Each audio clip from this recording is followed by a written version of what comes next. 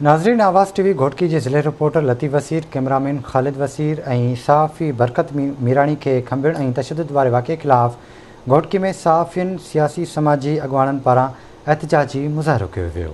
इन हवाले से विजिलेंस मौजूद है मुश्ताक लिगारी जी। मुश्ताक मीरपुर माथले में मीरपुर माथले पुलिस की टार्चर सेल वे जिते सहाफ़ी कवरेज लाइ पहुता उते उते मौजूद पुलिस एहलकार आवाज़ टीवी के रिपोर्टर लतीफ़ वसीर, कैमरामैन ख़ालिद वसीर और सीनियर सहाफ़ी बरकत मीरानी मथा सख्त तशद्दुद किया। उन्होंने कैमरा और मोबाइल फुरे कर उनके पुलिस खंबे गुम किया। जैं बाद सहाफ़ियुनि ज़िले घोटकी के सख्त एहतजाज किया। जैं बाद घोटकी पुलिस गोॾा खोले छॾिया। टिनी सहाफ़ियुनि कैमरामैन खे उन्होंने आज़ाद करण मजबूर। जैं बाद मीरपुर माथले पुलिस नेशनल हाईवे ते सफारी पार्क भरसा ॿाहिरां उन्हनि खे ज़ख़्मी हालत में फिटो करे पुलिस फरार थी वई। जंहिं बाद ज़ख़्मी खे सहाफ़ियुनि खे मीरपुर माथले अस्पताल में दाख़िल करायो। हिन वक़्तु मीरपुर माथले में ज़िले घोटकी जा सहाफ़ी, कलमधड़ी, सियासी समाजी धुरियुनि जा अॻवान ऐं जेके निजी पुलिस जी निजी जेल आहे उते हिकु मीरानी नदी मीरानी ऐं ॿियो नौजवान भट्टी बिरादरी जा तालुक उते क़ैद हुआ। उन्हनि जा वारिस बि हिते SSP मेन गेट अॻियां उते धरणे में शरीक नी। उन्हनि जो छा चवण अचो त उन्हनि सां ॻाल्हि ॿोलियूं कयूं। सहाफ़ियुनि जे मथां पुलिस जेकी दहशतगर्दी जो मुज़ाहिरो कयो आहे ऐं सहाफ़ियुनि खे कवरेज खे रोके करे आज़ाद सहाफ़त ते हिकु क्रिक डाउन जो मुज़ाहिरो कयो आहे। असांजी सख़्त लफ़्ज़नि में मुज़मत बि कयूं था ऐं असां मुतालबो था कयूं त सहाफ़ियुनि खे आज़ादु कयो वञे। हर माशरे जे अंदरि सहाफ़ी हिकु आज़ाद किरदारु अदा करे मुआशरे जी इस्लाह जे लाइ कमु करण वारो हिकिड़ो तबिक़ो आहे। लिहाज़ा इनखे जेकॾहिं आज़ादी सां कमु करण जो न छॾियो वेंदो त अहिड़ा जराइम पेशा माण्हू अॻिते वधंदा, जराइम ज़ोर वठंदा। ऐं अॼु असां समूरे कार्रवाई पुलिस जी दहशतगर्दी ऐं पुलिस जी कार्रवाई जी मज़मत कयूं था। सहाफ़ियुनि जे मथां जेको तशद्दुद कयो आहे इन जो सख़्तु मज़मत कयूं था। असां सहाफ़ियुनि खे यकीन ॾियारियूं था त असांजी आज़ाद सहाफ़त जे लाइ अवां सां पूरी तरह सां मुकमल तामुल रहंदो। कलमधड़ी महफ़ूज़ न आहे, ऑर्डिनेंस बिल ये सब का हैसियत पुलिस के साम्हूं नथा रखनि पिया।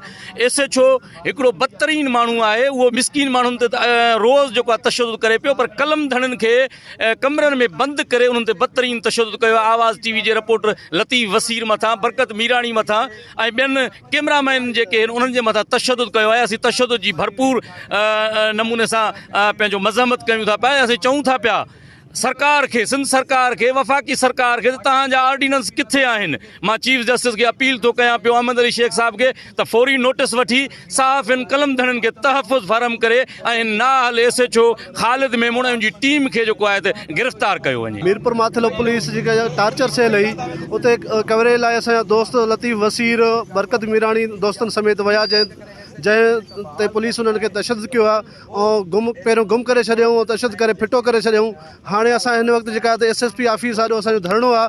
असांजो इहो ई मुतालबो आहे SHO समेत जेके पुलिस सरकार मुलविस आहिनि उन्हनि मथां FIR करे लॉकअप कयो वञे। पोइ असां उथंदासीं हितां SP ऑफिस मूं, न त जेसि ताईं असांजो धरणो जारी रहंदो। पुलिस गर्दी थी आहे, सहाफ़ियुनि ख़िलाफ़ असां उनजी कंडेम कयूं था। हिकु ताज़ो ई कल्ह जेको सहाफ़ियुनि जे प्रोटेक्शन जे लाइ बिल पास कयो वियो आहे। असीं मुतालबो कयूं था, पुरज़ोर मुतालबो कयूं था जेको SHO मीरपुर माथले खे हटायो वञे ऐं जेके उन में एहलकार मुलविस उन्हनि मथां केस दाख़िल कयो वञे ऐं सहाफ़ियुनि सां इंसाफ़ कयो वञे। हिते तमामु पुलिस गर्दी आहे, ख़ासि करे मेमण जी। इहो जेको SHO मेमण आहे तमामु पुलिस गर्दी करे थो। कल्ह सहाफ़ियुनि जो बिल पास थियो, अॼु सहाफ़ियुनि तशद्दुद थियो आहे। असां इनखे जेतिरा लफ़्ज़ न थियूं ओतिरा थोरा आहिनि। इन्हनि खे गिरफ़्तार करे जंहिं बि ग़लति कमु कयो आहे सहाफ़ियुनि सां उन्हनि जा कैमरा, उन्हनि जा फ़ोटू, उन्हनि जा जेके मोबाइल आहिनि वापसि करनि ऐं इन्हनि सॼनि खे जेल में विझनि। न त असां पीपल्स पार्टी एज़ ए तालुके सदर ऐं उन खां सवाइ जेका बि असांजी हैसियत हूंदी असां सहाफ़ियुनि सां गॾु आहियूं ऐं हर दौर में हिन सां गॾु रहंदासीं। ज़िले घोटकी में हमेशह सहाफ़ियुनि ते ज़ुल्म थींदो रहियो आहे ऐं पुलिस गर्दी कंहिं न कंहिं तरीक़े सां कई वेंदी आहे। पर जेको अॼु जेको हे इशू थियो आहे, हे निजी टार्चर सेल ठाहे मीरपुर माथले जो थाणे जो जेको SHO आहे उहो RPO जो ख़ासि माण्हू आहे जेको DPO खे बि नो लिफ्ट जा बोर्ड हणाई वेठो आहे ऐं उहो निजी टार्चर सेल ठाहे जेको गुज़िरियल केतिरनि ई ॾींहंनि खां उते माण्हू जेको आहे रखियल आहिनि ऐं उते जेको आहे जॾहिं सहाफ़ी कवरेज करणु वञनि था त उन्हनि मथां अहिड़ो जेको आहे बदतरीन तशद्दुद करे जेको तव्हांजे साम्हूं आहे जेको लतीफ़ वसीर सां जेको बदतरीन उनजे मथां तशद्दुद कयो आहे उनजो कसूर इहो आहे त उनजी निजी टार्चर सेल खे वाइको करे थो। असांजो IG सिंध ऐं ॿियनि वसवारनि खां इहो ई मुतालबो आहे त इहे जेके एहलकार आहिनि इन्हनि खे जेको आहे हटाए करे हिननि ते केस दाख़िल करे सहाफ़ियुनि जी जेको आहे बेचैनी ख़तमु कई वञे। कल्ह त असां जेको सहाफ़ियुनि मथां तशद्दुद कयो वियो आहे, जेके आज़ाद सहाफ़ती चवनि था ऑर्डिनेंस पास कंदा पिया त उन्हनि खे तहफ़ुज़ ॾिनो वेंदो, पर अफ़सोस सां चवणो त पियो त हीअ SHO जेको मेमोर आहे उनजा गुंडा जेके जेके आहिनि उहो उन्हनि मथां तशदुद कयो वियो आहे। आज़ाद सहाफ़त जॾहिं हू कवरेज करण था वञनि पिया त उहो उनजो हक़ु आहे। हिकिड़ा सहाफ़ी कवरेज करण जे लाइ वञनि था पिया, उन्हनि जो राइट आहे। जॾहिं उते पहुचनि था पिया त उते हिकिड़ा ॿाहिरियां माण्हू अगवा करे उते विहारिया वञनि था पिया, जंहिंजा वारिस परेशान आहिनि त असांजा माण्हू आहिनि किथे, पर जॾहिं उनखे सहाफ़ी वेखो कनि था पिया त उन्हनि जा छड़ था उन्हनि मथां हमलो करे उन्हनि ते वैशाणू तशदुद कनि था पिया। असां बरकत मीराणी ऐं लतीफ़ मथां थियल हमले जी सख़्तु लफ़्ज़नि में मज़म्मत कयूं था पिया ऐं IG खां ऐं वसर इदारनि खां इहो असां पुरज़ोर मुतालबो था कयूं पिया त उन्हनि मथां FIR दाख़िल करे उनखे कटाड़े में आंदो वञे। जेके असांजा पूरे मिसकीन ऐं मारूड़नि जा आवाज़ उथनि पिया, उन्हनि जे लाइ मुसलसल हाणे हे जेको SP साहिबु आयो आहे ऐं इन खां पोइ जेके SHO बीठा आहिनि उन्हनि मुसलसल हर सहाफ़ी ते तशदुद कयो आहे। जेको हाणे उनजो ताज़ो मिसाल बरकत मीराणी ऐं लतीफ़ वसीर आहिनि, हिन उन्हनि जे टार्चर सेल खे वेखो करण जे लाइ उते हुननि जेको आहे विया आहिनि, छो त ही माण्हू खणी उन्हनि खे विहाए छॾींदा आहिनि जीअं धाड़ियल असां धाड़ियलनि खां माण्हू वठूं या इन SHO खां वठूं। ही पंहिंजो टार्चर सेल करे उन्हनि ते तशदुद करे उन्हनि खां पैसा वठंदा आहिनि ऐं उन्हनि खां ईअं असांजे जीअं को टारगेट करे धाड़ियल पैसा वठे उहे वठंदा। हे पुलिस गर्दी आहे जेकी आहे इहा असांखे न मंज़ूर आहे। असां मुतालबो था कयूं IG सिंध खां हिननि जे मथां FIR दाख़िल करे हिन बरकत मीराणी ऐं लतीफ़ वसीर सां इंसाफ़। पुलिस जी हमेशा दादागिरी रही आहे। सहाफ़ी हमेशा हक़ सच लिखंदा आहिनि। लतीफ़ वसीर जा उनजे कैमरामैन जो कसूर न आहे, हू पंहिंजी रिपोर्टिंग करणु वियो हुयो।